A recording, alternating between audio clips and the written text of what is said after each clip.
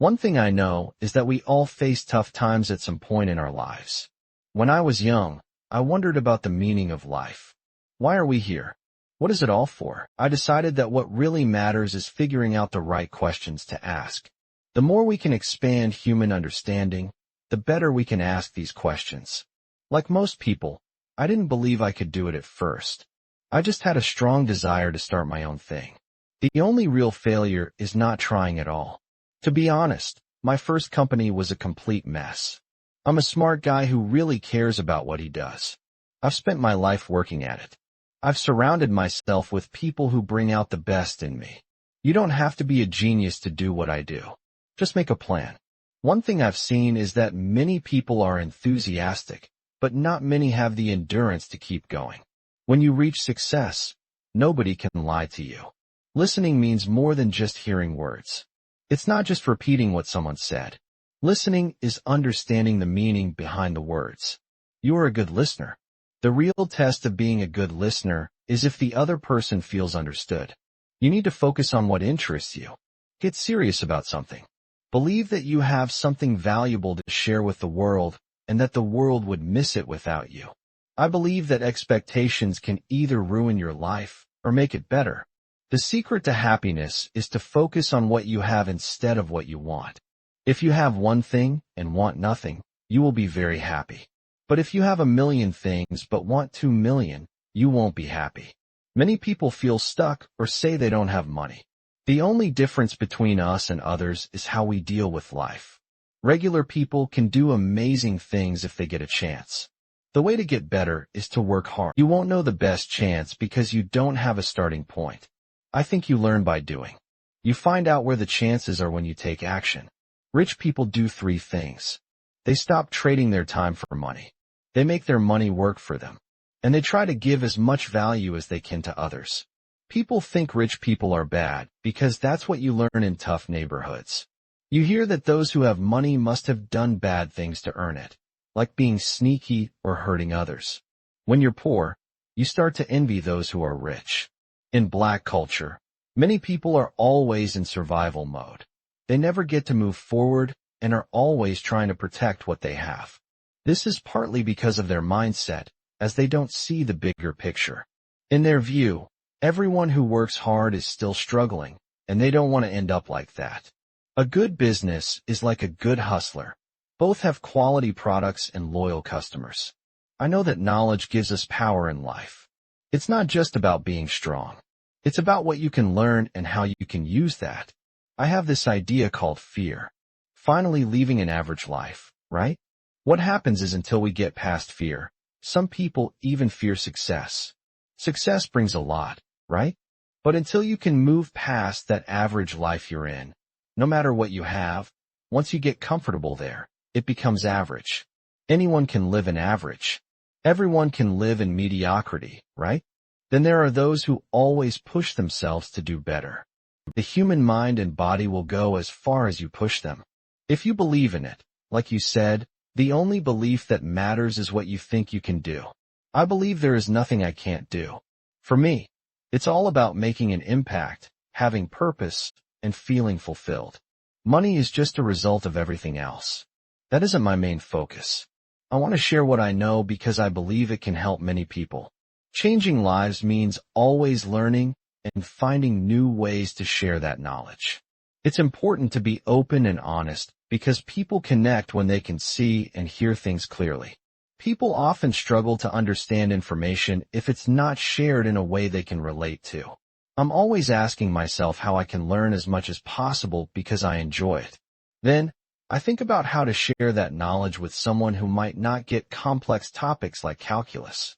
If I can explain it simply, they might say, "Oh, I understand now." Many people have faced tough times, but still became successful. So, struggle should be seen as a way to learn. That's how I see it. If I can explain things in a way that shows the struggle, I can help everyone win. The goal is to make it possible for anyone brave enough to try. If you're willing to take the chance, you'll gain an exciting experience that can push you further. This chase for improvement is where you start to see life differently. You realize that for a long time, You were just living at a low level and thinking that way too. Once you learn something new, it's no longer just about what you didn't know before. Now you have to take responsibility for it. Once I learn a lot of things, and I share that with you, you are responsible because you can't claim you didn't know anymore. Growing up in the streets, you only see life from the bottom, and you admire others, but also feel jealous because you think you'll never reach their level. You believe the only ways to get there are through sports, hustling, or rapping. So you choose which path to take, right? You think about it like, wow.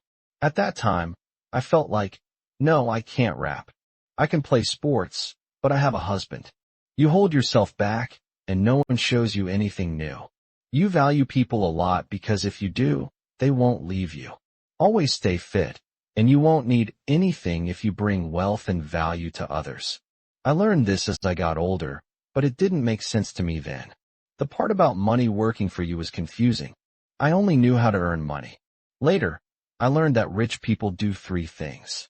We talked for about 45 days, and he always said that wealthy people do things. You don't even need a college degree or a high school diploma. If someone finishes school at a good university, it might mean they can do great things, but that's not always true. For example, people like Bill Gates, Larry Ellison, and Steve Jobs didn't finish college. If you had the chance to hire them, it would be a smart choice. I'd like to talk to Elon Musk because I think it would be a lot of fun. I want to learn about how he thinks. I'm also curious about how he does so many hard things. Doing one hard thing is tough, but doing 5 hard things seems almost impossible. But he has done it. Just think about it. He made an electric car, which is difficult. Then he built a rocket. And he even sent the car into space with his rocket. It feels unreal, like it can't be true. But it is true, and he made it happen. I really want to talk to him. Starting companies is hard and can be painful. That's something to remember. I'm not sure if that sounds encouraging. Let me say it this way. If you want to hear inspiring words, maybe don't try it. A big challenge for business owners is figuring out the line between truly believing in your goals and chasing a dream that isn't practical. It's tough to know the difference. Can you see the difference? You need to be very honest with yourself. I think you have to be very determined and just work really hard. You have to put in 80 to 100 hours every week. And you need reasons to get up each day. Life can't just be about fixing problems. Otherwise, what's the point? There are things that people find inspiring and make life enjoyable. If you are starting a company or joining one, the main thing is to find great people. Whether you join a wonderful team you admire or build a company, you need to bring together talented people. A company is just a group of people working together to make a product or service.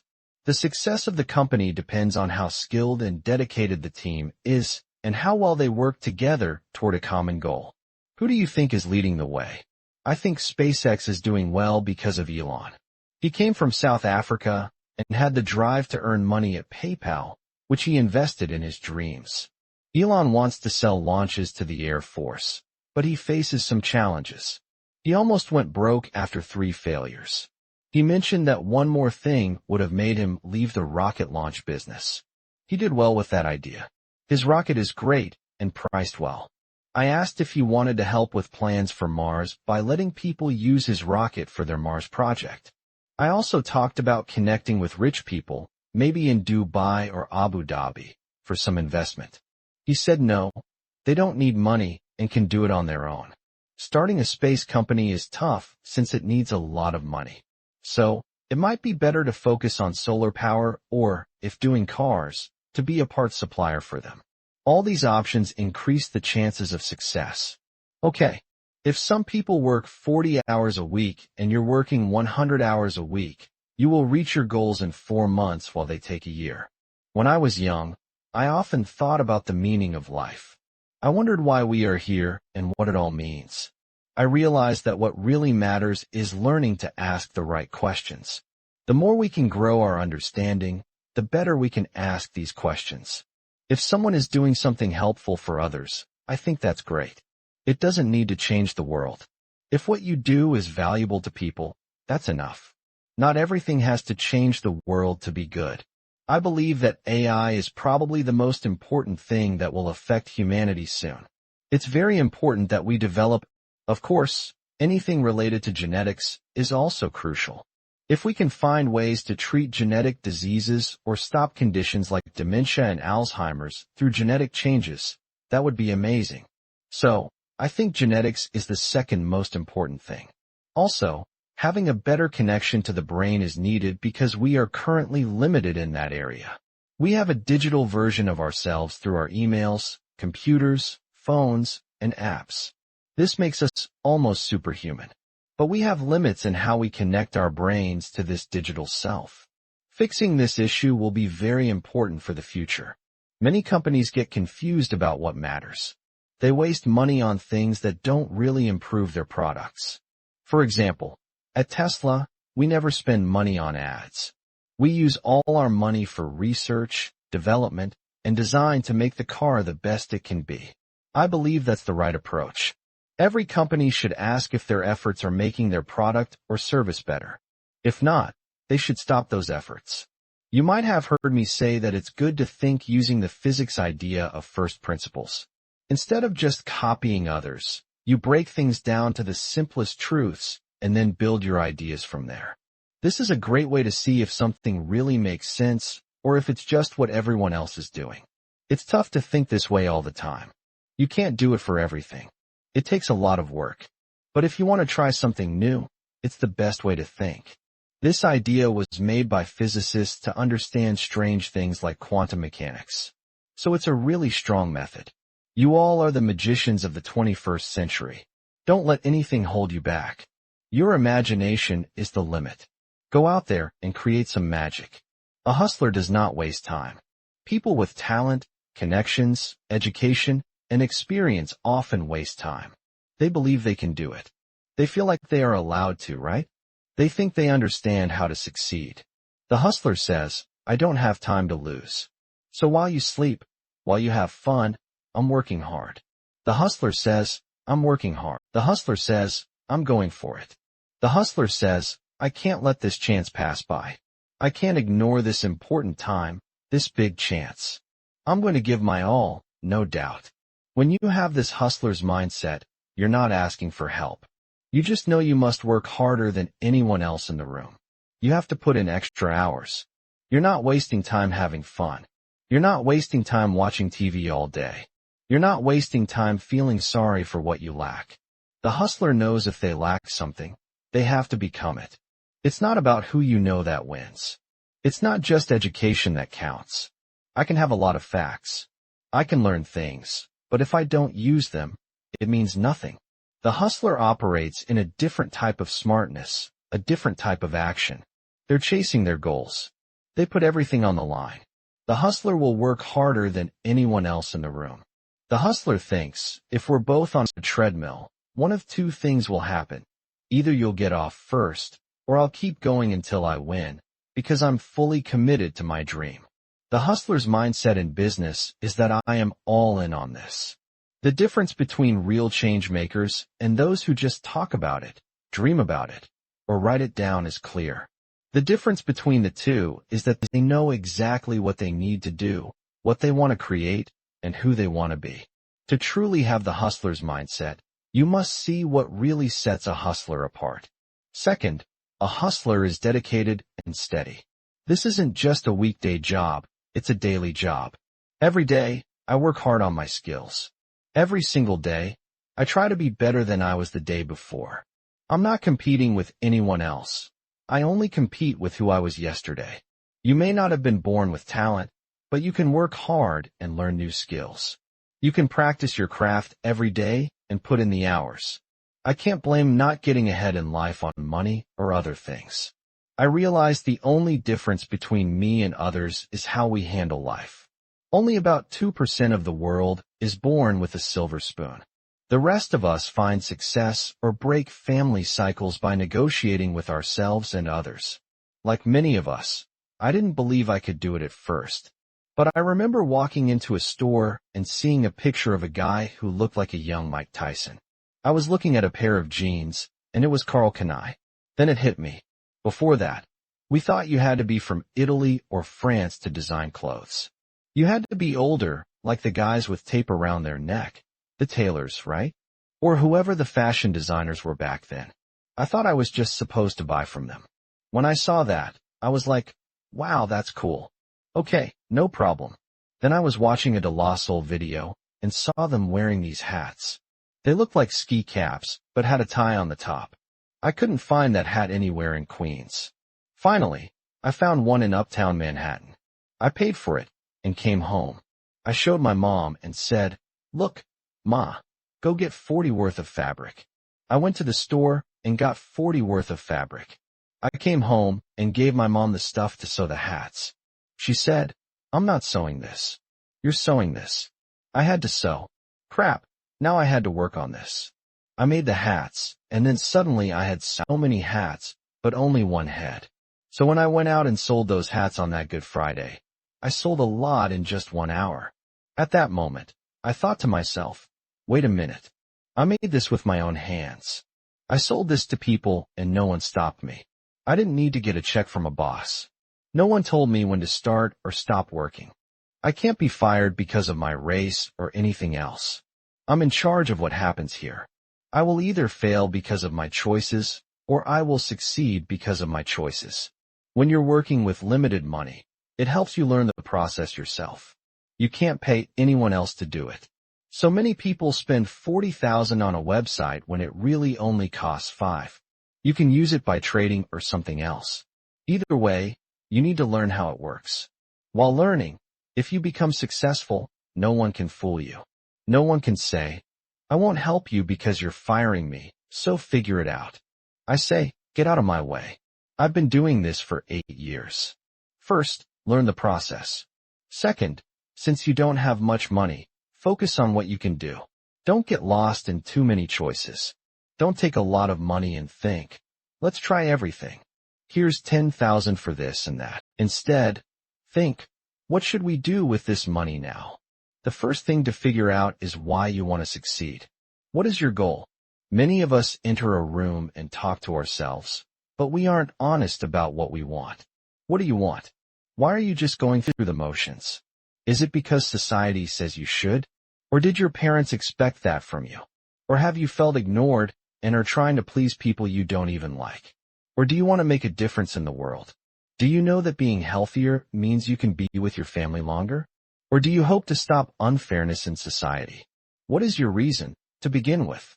I just started thinking about all the good things in my life, the people I can inspire, and how a little brown boy from Queens, who has dyslexia and no money, made it in the world. I hope I can help the next little brown boy, little brown girl, or anyone from any background to be not just the next Damon John, but the next Steve Jobs, Warren Buffett, Oprah Winfrey, or Barack Obama. If I can do that, then maybe that's why I'm here. I also want to live to leave my daughters a good legacy. I want them to be proud of their dad. So I stayed away from many temptations that have caused others to struggle. There's nothing wrong with them. We're all human. When I invest in brands and companies, I do it because they let me be part of their dream. But I'm also learning from them, which helps me go back to my special skills and make them. How much is it? I will still ask that question, even if it doesn't matter. It doesn't matter where I end up in life. I don't think I will ever stop thinking about how much it was. When I was growing up, you had to know what things cost. Money is scary because it's the one thing everyone has to deal with. It's the one place where everyone understands it, and now I wonder what to do with it. I can lose it, which is a scary idea, like power. Very few of us ever have any real influence or power, right? Once you have it, you think, what should I do with this? Will I make the right choices? Many people hold back because we aren't taught about money. We don't know where it comes from, and there is a lot of wrong information about it. Our parents scared us with things like money doesn't grow on trees, and save your money, and all those things they told us because they had the same worries about money. I don't know how to earn it. I don't know how to keep it. The hardest part for all of us is not knowing how to invest it. Some people get good at making money, but very few do. Even fewer can keep it. My dad died when I was 10. He paid off all his debts and had everything sorted. So that's all I had, right?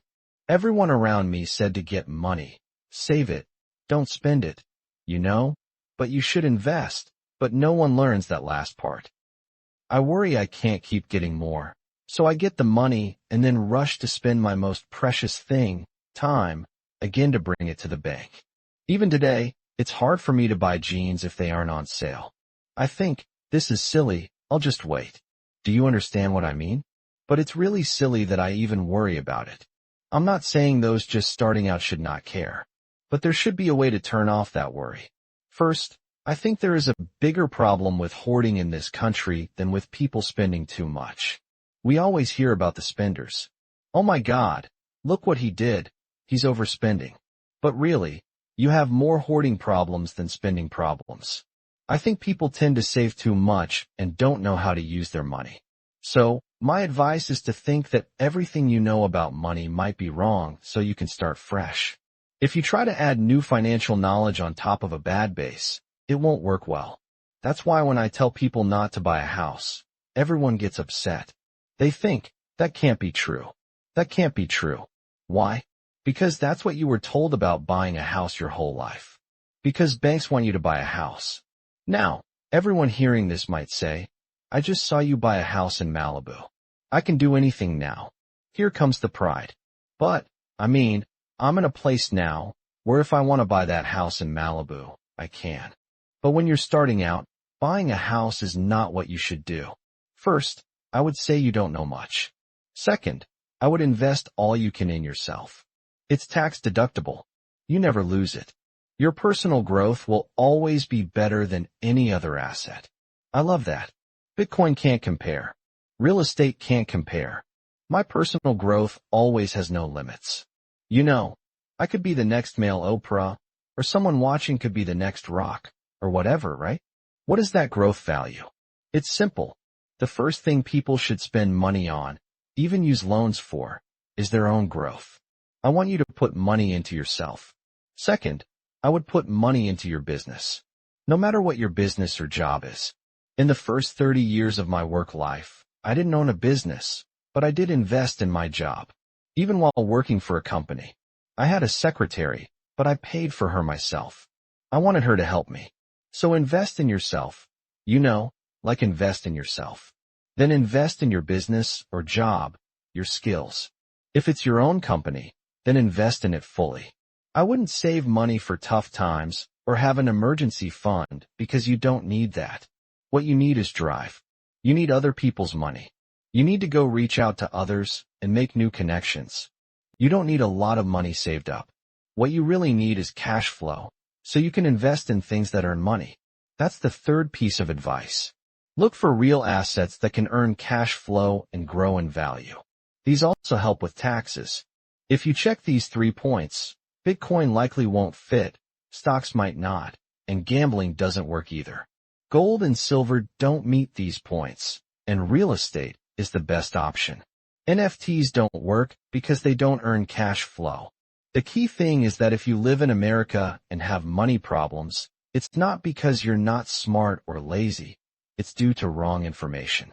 If you have $1,000, focus on improving yourself until you have another 1,000. Then invest that in yourself too. Now with 2,000, you should be able to make money faster. Each time you invest in yourself, it should help you grow. So what to do with $1,000? Just keep investing in yourself until you're making 3,000. Okay, great. Put all that money back in. But what we do is we start taking some out. I think people need to get into a routine of, okay, I will keep doing this.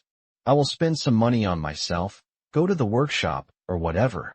On Monday, I have to work hard again until, okay, now I have 4,000. Okay, now I have 5,000. Now the money is starting to grow. The money needs to grow.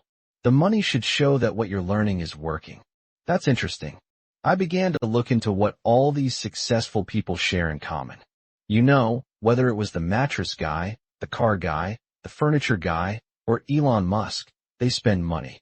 They spend a lot of money and do not worry about money like I did. They use money. They didn't save it. They didn't keep money for themselves. The best companies in the world today, some of them have lost money for 25 years, like Amazon, because they keep reinvesting. When I stopped focusing on individuals and started looking at big companies, everything changed for me. I stopped worrying about what others were doing and asked what big companies were doing. This helped me not feel like I had to compete with others. I decided to do what Coca-Cola does. It wasn't about race. It was about what rich people do. I realized that rich people first buy stocks, then start businesses, and then invest in real estate. So when people ask me how I got into stocks, I tell them I followed that path. At first, if you mention real estate, I would have thought I was stuck in that. But then he talked about stocks first, and I was surprised. So during my time in prison, I wanted to be part of that wealthy talk. I wanted to explain to others that owning stocks means owning a piece of a company. I got this idea from Warren Buffett. Owning a stock is like having a small part of a great business. Once I got that idea, I realized that the way to get rich is through owning things. That made everything clear because I looked at rich people closely. I noticed that Reginald White, one of the first black men to make $1 billion on Wall Street, cared about ownership. So I learned that building wealth is not just about how hard you work. You can't get rich just by working hard. You need to invest your money. All rich people, no matter their race, own a lot of things. People who aren't rich usually don't own anything. If your money is only sitting in cash, you're losing value every day. Or they might have things that lose value over time.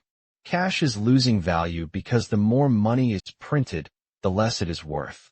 If your money just sits there, that's why banks want you to keep it with them.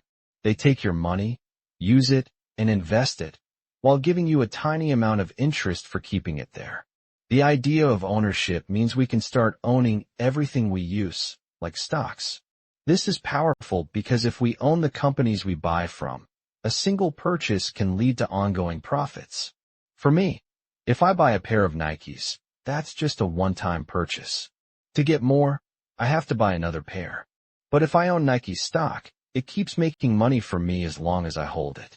That one purchase can turn into lasting profit if I own the business. If I buy Apple products and use my iPhone, AirPods, and MacBook, I get excited when Apple launches new items. So, why wouldn't I want to own as much of it as I can? Now, instead of getting excited about a new Apple phone, I think about how it can help me make money. The stock market also makes me pay more attention to what's happening in the world. I learned about business cycles and market trends. I see when companies are closing and when people are getting hired. I took an economic class on my own to better understand things. For example, if something is going on in China, I know Apple gets a lot of money from there, so they could be affected. The stock market has helped me understand how the world works and the basics behind it. What happens when your view is completely different from your reality? If you want to give, grow, and become more, everything depends on how you see things. Your perspective matters a lot. Let go of doubts. I need you to really listen to me. How you see things is very important. You can't change the past, but you can change how you think about it. Your view is your strength. Your view can change everything. Everyone wants more success, a better life, and new places to live, but you only read once a week and work out once or twice a month. The reason you don't have what you want, the reason what's in your mind isn't in your hands, is that your view is different from your potential. You don't have it because you don't see its worth. If you think you are meant to make a difference, change the game, or shake things up, if you believe you matter and are not unimportant, then everything you do, everything you notice, depends on your view, your way of thinking. How do you see things? When we get stuck in fear because we have failed in some way, fear brings along friends. One of fear's main friends is doubt, and doubt stops more dreams than failure ever will. Some people have already failed in their minds before they even try. I want to encourage you to let go of fear. Failure is just a chance to start over. If I'm speaking to anyone who wants a better future, you only need a chance to try again. Failing doesn't make you a failure. It's just something you did. It's not who you are. We need to be very clear about one thing. If I fail, I can still win. I'm speaking to that football team, that baseball team, that basketball team. I'm talking to that fighter, that track star, that athlete, that student, and to the person who keeps failing their exam.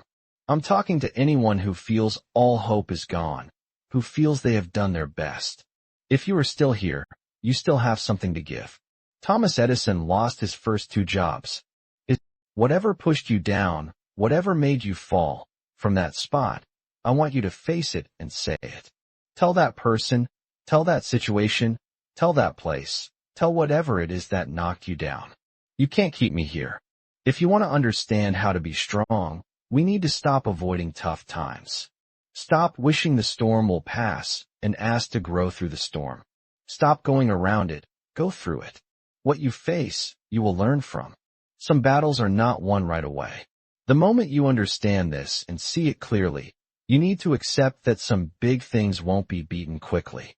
You need strength. You need energy to achieve some goals. You won't make $1 million with your first investment. You won't always get a home run with your first try. But being strong means I belong here and I deserve another chance. I want my chance. I have been lucky to live the American dream. I just had a feeling to start my own thing. The only way to fail is not to try. Honestly, the first company I joined was a total mess. It felt like running fast and getting hit hard. I'll never forget it. On my second day, the CEO told me, "Keith, say this at the next board meeting." I replied, "Maria, I won't say that. It's a lie. You feel that tightness in your stomach and warmth inside." I just made a huge mistake. My drive comes from how I was raised, and it's about giving back and helping others.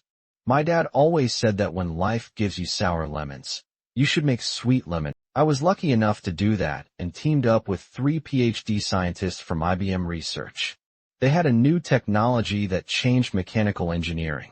It took about 2.5 years, but it worked, and we changed how mechanical engineering is done with software from RAS. We called it mechanical design synthesis and design optimization. We were ready to go public when a company called Parameter Technology bought it from us. Now let's talk about Ariba. Ariba started right after Rasna. Our revenue grew every quarter for 12 quarters straight. We went public after 2.5 years, reached 40 billion, and to this day, we've handled 3.7 trillion in transactions. Trillion. More than all the trade in the Western Hemisphere. More than eBay, Alibaba, and Amazon added together goes through that Ariba network. The lesson I learned was always right in front of me. I grew up in the Midwest with strong Midwestern values. Integrity was important. The same at General Promoters and Purdue, but there were different values there. From then on, my main goal was to ensure every organization had strong values and integrity, because people might say they don't like how you look or where you went to school, but they can't take your integrity away. It's a great honor to be here. This really is my happy place. So for the class of 2021, your parents, families, and friends, I have one question. Is Purdue the best university or what? First, you have to trust yourself. You can't trust anyone else until you trust yourself. I found that a good way to build trust is to keep diving into deep water. But we can talk more about that later. When you start at a new place, how do you earn trust? It's best to do it one-on-one. So, can you build trust over lunch? Or at dinner? I've noticed that being open and honest really helps. When you share your feelings, most people will do the same back. When both sides are open, it creates a bond. I see this happen a lot. Another good way is to ask someone to share their story. Everyone likes to talk about their life. I'm naturally curious, so I enjoy listening. It never gets old for me. We need to focus on the power of personal relationships. You went over this playbook quickly, but it seems like this guide helped create some big businesses that make a lot of money. Can you explain that playbook again? The vision we have at a Reboot is quite clear. We want to build a strong company that lasts into the 21st century. Our mission centers on leadership because, especially in Silicon Valley, it's important to be the top player. When you're the top player, you get most of the resources and market value. The others fight for the leftovers. So, our goal was to create a field called business-to-business online trade, and to lead in that area. Next, we have our values. These include integrity, courage, high ambition, accountability, and respect. just the basics. We had some team rules that show our values. By the way, these rules are the same for all the companies. The first one is to communicate directly, openly, and honestly. In short, tell the truth. I saw at General Motors, going through 15 levels, from the lowest job to being on the board staff, how the message changed. The second rule is that no idea is a bad idea. We added a note that said, unless it's the CEO's idea. This helps create a safe space.